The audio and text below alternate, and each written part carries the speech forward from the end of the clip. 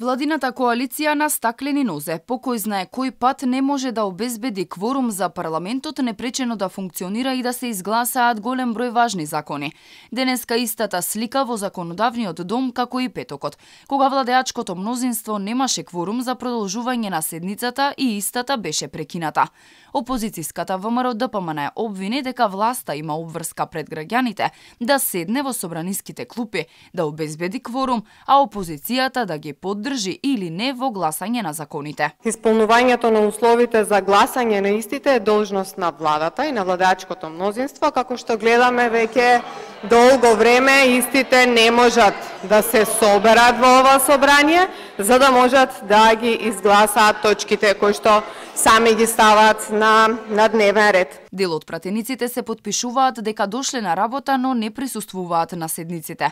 Председателот на собранието Џафери ги обвини народните избраници дека на државен товар си обезбедуваат патни трошоци, а не ја завршуваат работата за која се платени. Сте дошли, сте се подпишали таму и ќе земете патни трошкови и ми зборите за имидж на државата. И вие ќе ми зборите за имидж на државата. Ајде излезете, оди си дома, ако сакате да си одите дома.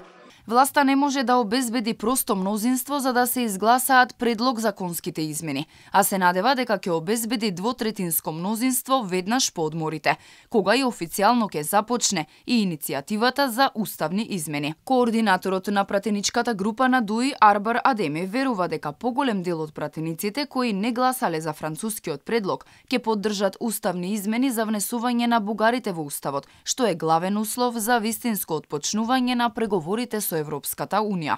Ние сме фокусирани да обезбедиме двотретинско мнозинство, бидејќи веруваме дека и тие пратеници кои не гласаа, не учествуваа, поточно да бидеме, не учествуваа во моментот на гласање за францускиот предлог, кај овие пратеници гледаме дека има прогресивни сили, прогресивни пратеници кои ја сакат европската интеграција. 71-та седница денеска го имаше 6-тото продолжение, а дневниот ред е усвоен уште пред повеќе од 5 месеци.